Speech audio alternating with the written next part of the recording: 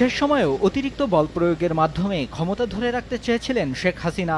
দেশ ছাড়ার আগে সোমবার সকাল 10:30 থেকে প্রায় 1 ঘন্টা রাষ্ট্রীয় বিভিন্ন বাহিনীর শীর্ষ কর্মকর্তাদের চাপ দিয়েছিলেন তিনি। তবে পরিস্থিতি যে একেবারেই নিয়ন্ত্রণের বাইরে সেটা তিনি কিছুতেই মানতে চাচ্ছিলেন না। পরে পরিবারের সদস্যদের বোঝানোর পর পদত্যাগে রাজি হন। এরপর দ্রুততম সময়ে পদত্যাগ করে সামরিক হেলিকপ্টারে করে গোপনে বোন শেখ রেহেনাকে সঙ্গে নিয়ে দেশ ছাড়েন শেখ হাসিনা।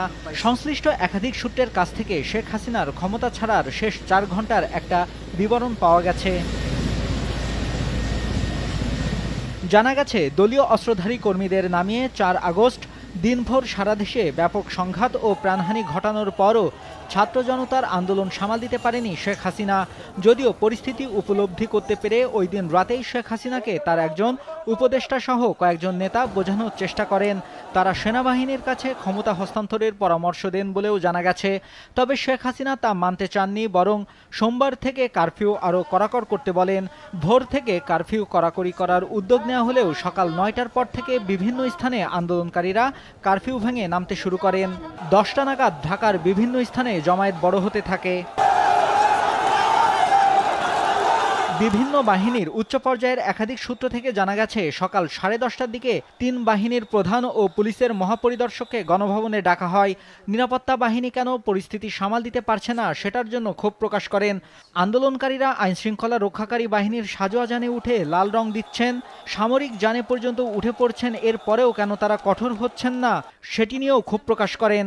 এছাড়া বিশ্বাস করে এই কর্মকর্তাদের শীর্ষ পদে বসিয়েছেন সেটাও তিনি উল্লেখ করেন। এই সময় বাংলাদেশকে আমরা আরেকটা ধাপে উন্নত। এক পর্যায়ে শেখ হাসিনা আইজিপিকে দেখিয়ে বলেন, পুলিশ তো ভালো করছে।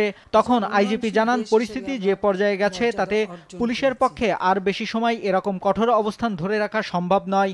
ওই সময় শীর্ষ কর্মকর্তাদের পক্ষ থেকে বোঝানোর চেষ্টা করা হয় বল প্রয়োগ করে এই পরিস্থিতি সামাল দেওয়া যাবে না, কিন্তু শেখ হাসিনা সেটা মানতে চাচ্ছিলেন না। তখন কর্মকর্তারা শেখ রেহেনার সঙ্গে আর এক কক্ষে আলোচনা করেন। তাকে পরিস্থিতি জানিয়ে শেখ হাসিনাকে বোঝানোর অনুরোধ করেন। শেখ রেহেনা এরপর বড় বোন শেখ হাসিনার সঙ্গে আলোচনা করেন, কিন্তু তিনি ক্ষমতা ধরে রাখতে অনড় থাকেন। এক পর্যায়ে বিদেশে থাকা সজীব অজের জয়ের সঙ্গে ফোনে কথা বলেন একজন শীর্ষ কর্মকর্তা। এরপর জয় তার মায়ের সঙ্গে কথা বলেন। তারপর শেখ হাসিনা পদত্যাগে রাজি হন।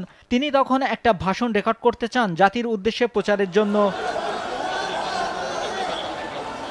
ততক্ষণে গোয়েন্দা তথ্য আসে যে বিপুল সংখ্যক ছাত্র জনতা শাহবাগ ও উত্তরা থেকে গণভবন অভিমুখে রওনা হয়েছে। দূরত্ব বিবেচনায় ৪৫ মিনিটের মধ্যে শাহবাগ থেকে গণভবনে আন্দোলনকারীরা চলে আসতে পারে বলে অনুমান করা হয়। ভাষণ রেকর্ড করতে দিলে গণভবন থেকে বের হওয়ার সময় নাও পাওয়া যেতে পারে।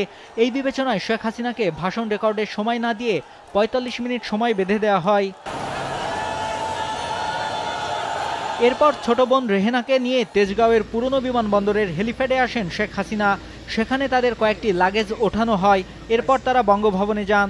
সেখানে পদত্যাগের আনুষ্ঠানিকতা শেষ করে বেলা 2:30টার দিকে সামরিক হেলিকপ্টারে করে ছোট বোন সহ ভারতের উদ্দেশ্যে উড়ে যান শেখ হাসিনা।